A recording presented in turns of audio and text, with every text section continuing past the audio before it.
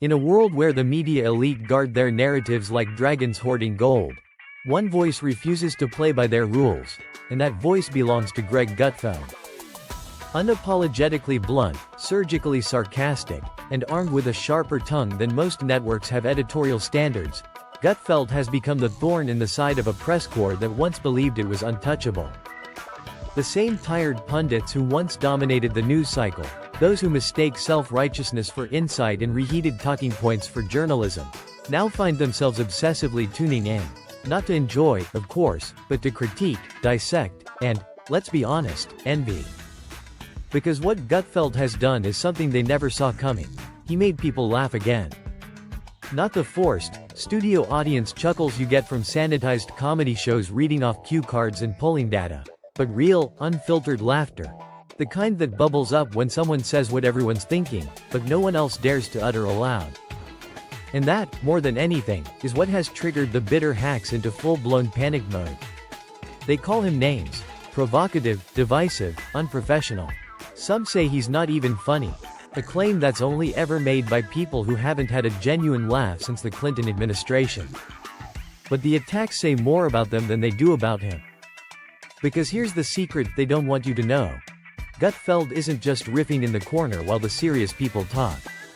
He's beating them, in ratings, in engagement, and most importantly, in cultural impact. While they drone on with the same tired scripts about social justice and late-night virtue signaling, Gutfeld is out here pulling numbers, rattling cages, and building a community of viewers who are hungry for something real, something honest, even if it's occasionally uncomfortable. The truth is, Gutfeld is dangerous, but not in the way his critics suggest. He's dangerous because he's effective. Because his success exposes just how out of touch and humorless the rest of them have become. He's dangerous because, unlike them, he doesn't pretend to be above the fray. He dives into the chaos, sifts through the madness, and comes out the other side with a punchline that hits harder than anything piece in the Atlantic. And while the Blue Check Brigade scours his every segment for something to cancel, Gutfeld keeps showing up, night after night, with a smirk, a story, and a sledgehammer made of satire. Let's be real. The people attacking him don't hate him because he's wrong. They hate him because he's right, and because he's laughing about it.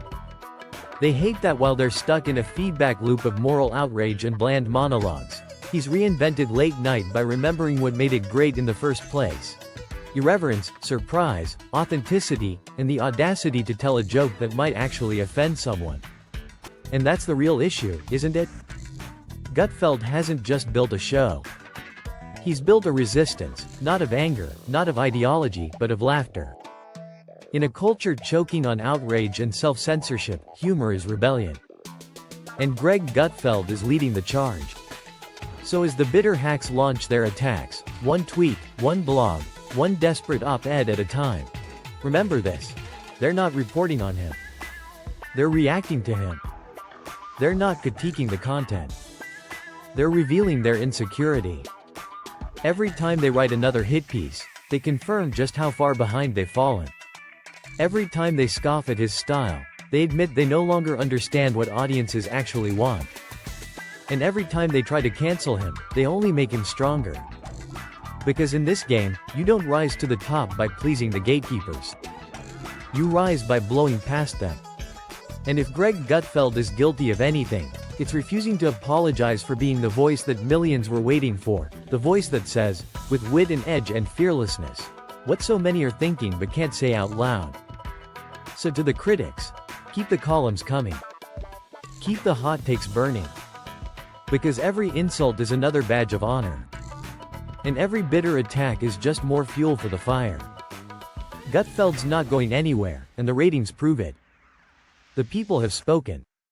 They've laughed, they've tuned in, and they've chosen the guy the elites love to hate. And that, more than anything, is why Greg Gutfeld isn't just surviving in this media circus. He's winning it.